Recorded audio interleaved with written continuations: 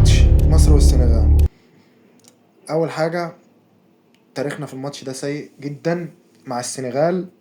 اخر الماتشات كلها يعتبر من 2013 تقريبا هما بيكسبونا في كل الماتشات في كل الالعاب حتى الكره الشاطئيه.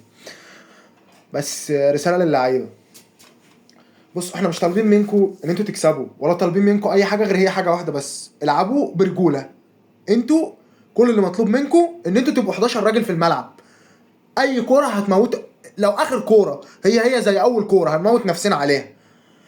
تاكلينجات ياسر والرجاله كلها ومروان، احنا عايزين اسود في الملعب مش لعيبه. السنغال تاريخك معاه مش كويس، طز. السنغال عندها ساديو ماني، طز.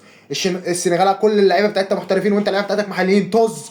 بص على الشعار، اعرف انت بتلعب باسم مين، انت بتلعب باسم مصر، اقوى فريق في القاره دي كلها.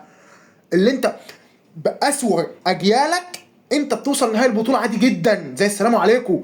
بتطلع فرقه زي كوتيفوار دي عادي جدا، بتطلع تمسك نيجيريا تغسلها عادي جدا من ايام رشيد ياكيني والجماعه الجامدين. احنا ما بنشوفش حد، احنا المصريين لما تلاقي نفسك اتهتت كده وخفت حتى لو من السنغال، بص، بص على التيشيرت، بص على الاهرامات، بص على اي حاجه هنا في مصر.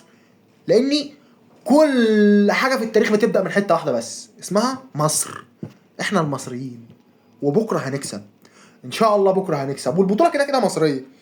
كابتن حسام، بص الماتشات اللي جايه دي، الماتشين اللي جايين دول مش ماتشين فنيات، دول ماتشين قلب ورجوله وروح واخلاص، وتبقى النيه سالكه لله. هناخد البطوله وان شاء الله هناخد البطوله باذن الله.